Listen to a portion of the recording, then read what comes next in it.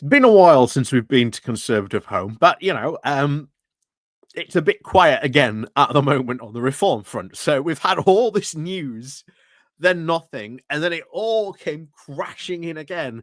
And now it seems like there's going to be a little bit of a calm moment, which okay, I'm quite glad about because there's some videos that I want to do about and update the situation about what's going on in Ukraine and stuff like that. But we went to had a quick visit this morning to Conservative Home, seeing what's going on there.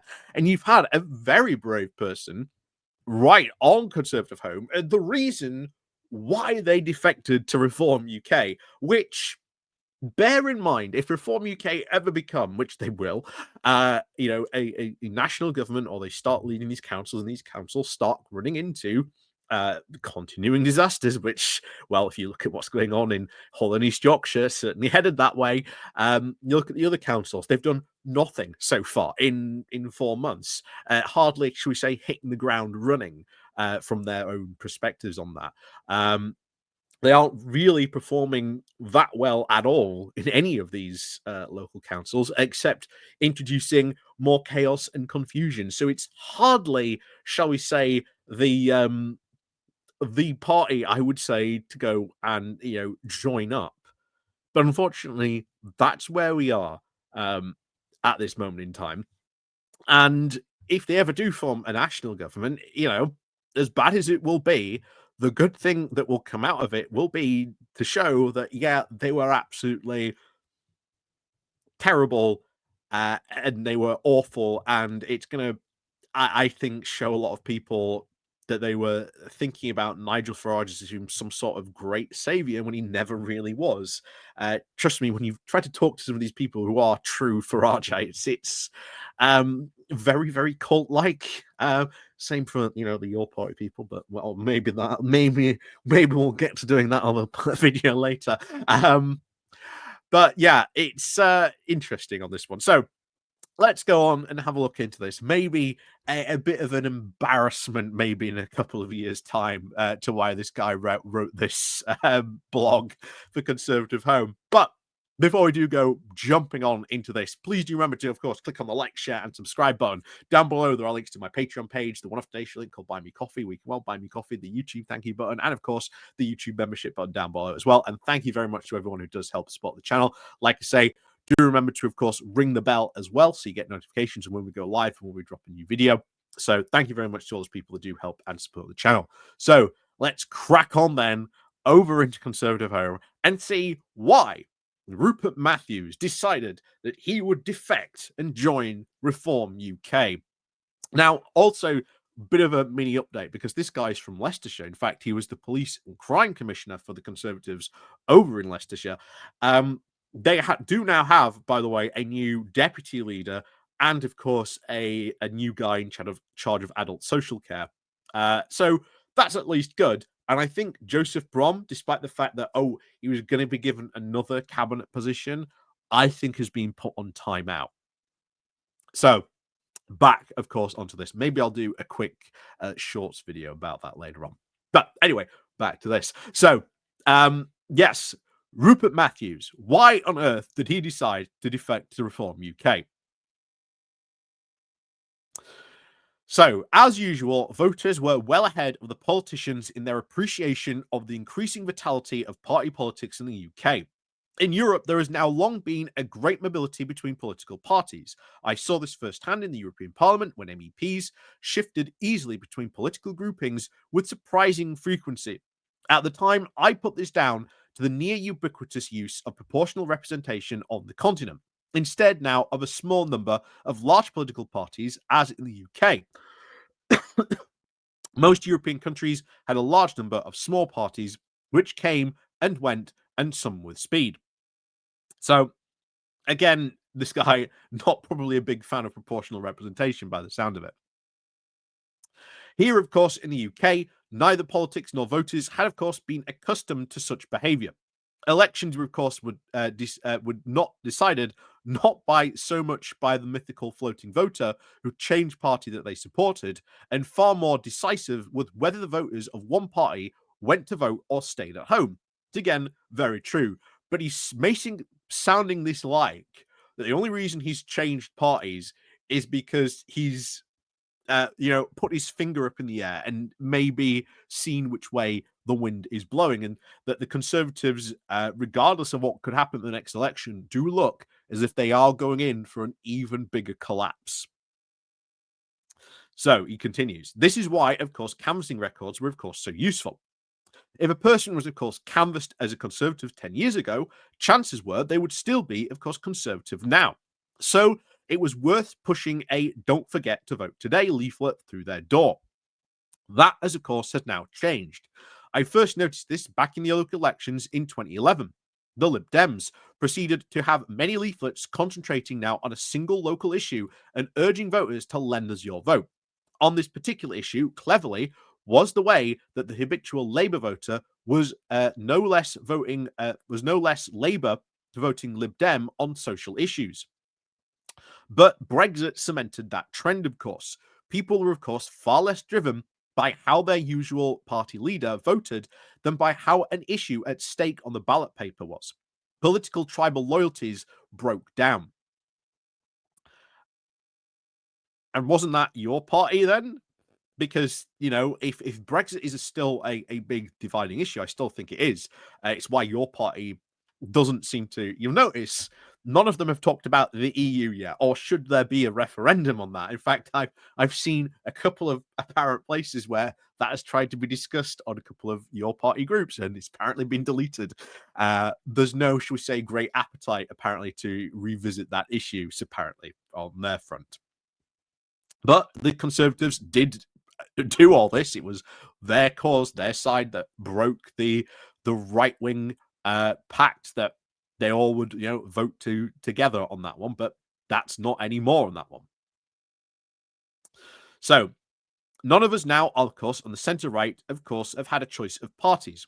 When I joined the Conservative Party back in the 1980s, there was only the Conservative Party, which, again, we've talked about this before. They held the monopoly of all that right-wing vote. It was when UKIP came along, started scooping away some of their votes on the Europe issue. They then did the whole, Brexit thing, which then fractured their vote even more, which has led them to where they are now. That's been their entire downfall. And really, I think if we ever get to a point where, like, the Conservative Party destroyed, people will ask, I think, what was the big issue? What was destroyed them? It was the Brexit referendum. It was the Brexit referendum that really broke them. It was Brexit. Constantly, that one issue on Europe, where David Cameron was constantly saying, please don't go banging on about Europe. Please stop that. Someone needed to take a lot stronger leadership and really do something stronger than, should we say, well, let's risk it all on a referendum that's really going to very much dramatically affect the UK. Anyway, back to this. Now, of course, there is reform as well. Voters and, of course, politicians have had a choice that they did not, of course, in the past. Defecting Labour, of course, would be unthinkable. Reform UK, not so. On the left, there have, of course, been similar choices developing. Yes, they'd be collapsed. But now, of course, the Greens, the Lib Dems, and Corbyn's new outfit do offer unprecedented choice, which, again, of course, splits the vote on that. Which, again, big problem, especially under our system. PR, of course, not so much because, parties can align and coalition. But even then, in your party, as it was recently highlighted in Sheffield, that chair said, not really too interested in doing a deal with the Greens, are they, on that one? But anyway, back that to another time, maybe. And of course, the Conservative Party does not, of course, seem to have woken up to this yet. They are, of course, still behaving as if all they need to do is wait now for Labour to be unpopular, and all those Conservative voters will, of course, flood out at the next election. It is, of course, not that so simple. Again, this guy trying to justify why he has changed voters' stance basically seems to be saying, I can see which way the wind is blowing. I'm jumping ship while the jumping is good, or at least while there's space on the ship to jump and maybe occupy a prime position somewhere. By the sounds of it, although he hasn't said that yet, but I suspect that might be why he's done the jumping. It's why a lot of them have done the jumping so far, to be honest. Anyway, not only has this now opened, now choice for voters changed, we also now have issues at stake. Where I stand, the main dividing lines were, of course, economic, free enterprise versus nationalism, small businesses versus state monopolies. Now the central issues dominate, and of course, economics have now faded very much so into the background. There is very little sign the Conservatives actually realize this. Just as important, at least for me, is the establishment. These days, it is, of course, more usual to refer them to the elites. For generations, they were reliably conservative with the small c. The Conservative Party could usually rely on the Sir Humphreys to implement their politics, if not openly, of course, support them. No more. And yet, again, the biggest elitist party, if you want to look out there, is Reform UK.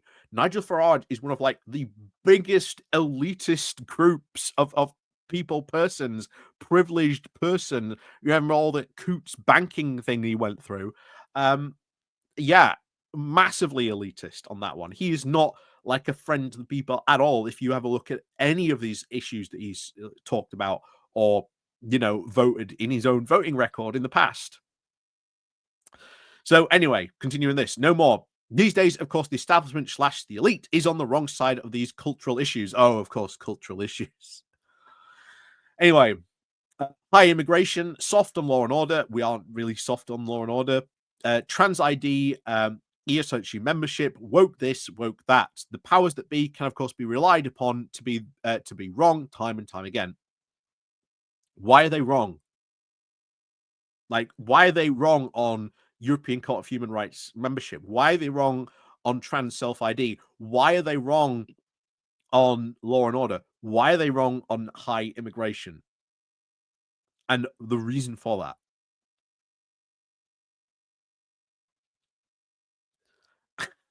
You know? You can't just say, well, they're wrong because, the elites. But then again, that's populist rhetoric. Simple answers to very complex problems, which all those are. Anyway, he continues. The police, of course, are not immune.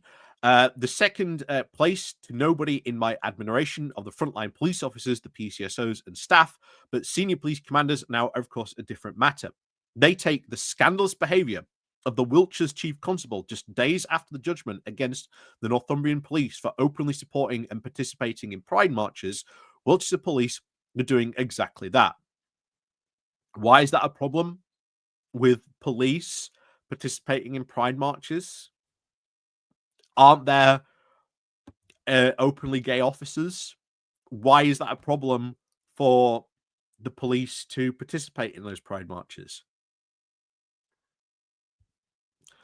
But anyway, and of course, the chief constable was, of course, there openly flaunting her pride paraphernalia. Again, why is that a problem? I really don't see that being a problem that police do that. Why? Again, if you want to sort of say who's the most problem with biggest people being woke, it's not our side, it's the right on this, creating, mountains out of molehills. Anyway, I would have, of course, thought that obeying the law would, of course, be a primary prerequisite for being the chief constable. Not if, of course, involves compromising woke beliefs, apparently.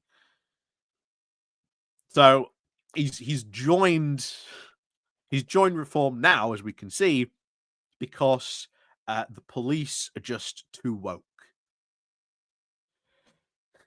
Anyway, yet, of course, the Conservative Party can't see it. In my own Leicestershire, of course, the new county administration made a move to ban pride flags on council property, other than, of course, the Union Jack or council flag.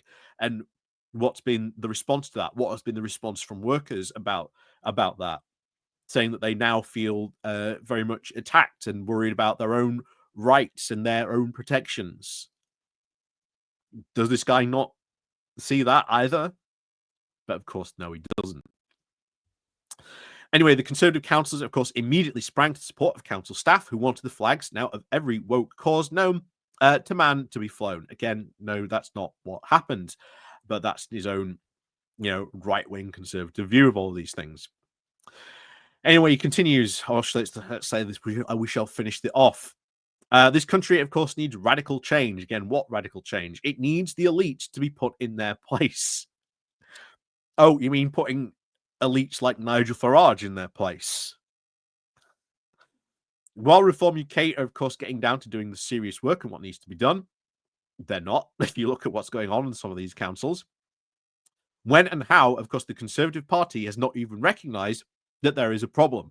A political party is, of course, a vehicle for taking control of the levels of power and to implement their policies. The Conservative Party has been weighted now in the balance and found wanting. And now, like Balthazar of old, their time is now passing. Britain needs a new party to try and drive radical change this country needs. Britain needs Reform UK. It needs it like anyone needs a hole in the head, quite frankly. Most of these people, as I keep on saying, if Reform UK do ever actually get into power, are probably going to be incredibly disappointed with the way that, well, reforms start doing things. We've already seen that. It will be a disaster. Like I say, the only silver lining is at least it will be the end of Reform UK. The only problem is the disasters and the problems that will follow. That will be the big problem. And if you want a clear example, look at all the videos we've been doing about what's been going on with these councils. They've been absolutely incompetent, disaster zones. They've done absolutely nothing, which may sound good to some people, but the problem then becomes because they are doing nothing, that means that councils have not been able to take important decisions or take decisions that need making to these councillors because they haven't turned up to meetings or have zero clue about how councils work.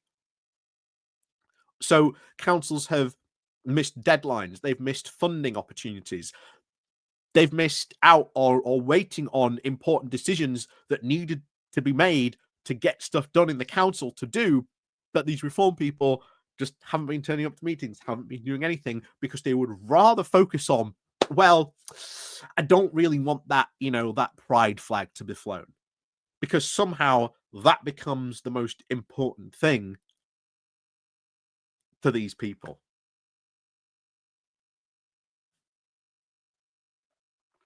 And as I've always said, the whole reason why I don't discuss these culture war issues and stuff is because it rots people's brains. All the issues that they point to are not causing the problems in the UK. They are not hurting anyone. They are not destroying the UK or anything like that. It is a reactionary, populist thing because, oh no, change be scary, oh.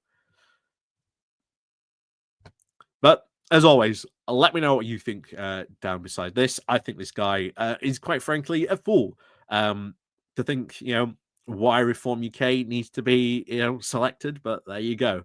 So as always, thank you very much for watching. And of course, we'll see you all next time.